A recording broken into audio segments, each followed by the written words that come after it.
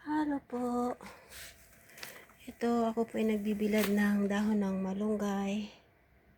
Yan. Kasi kanina ay nagputol ako ng malunggay.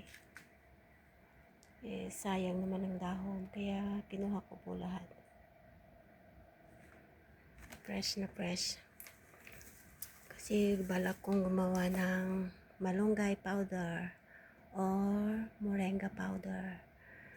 So, ginawa ko, hinugasan ko muna po ang mga to kasi medyo malikabok para malinis ba. Tamang-tama bumili ang amo ko ng yung machine ba na pang dehydrate. So, pwede ako makagawa kahit anong powder. So, ang gagawin ko, i-dehydrate ko ito. Pero, mga 25 hours. Sayang naman kasi ang dahon ng malunggay kung itatapon.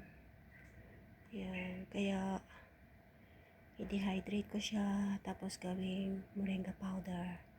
O, diba? Healthy po ang moringa powder. At saka dito, alam niyo ba kung magkano isang pakete? $8. Ang mahal. Marami ang benefits po ng moringa powder. So, dito ko rin yan sa Singapore nalaman. Diba? May natutunan din tayo. Kahit papaano. Yan. Kaya, hindi ko ito sasayangin.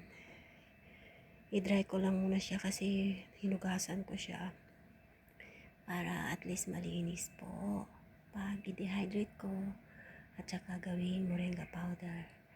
So, aabangan po natin ang aking part 2 na video kung paano ako gumawa ng moringa powder. Yan.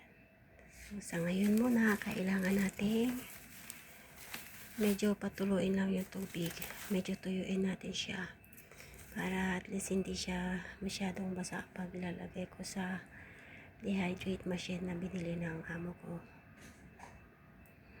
So, marami siguro itong powder.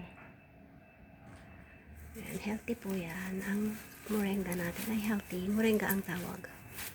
Malunggay naman sa atin sa Pilipinas. Sa Ilocano, marunggi. O, diba? May healthy malunggay na tayo.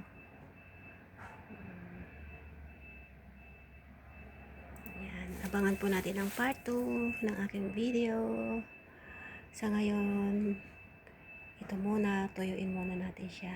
Okay, thank you for watching. Bye guys. Thank you po.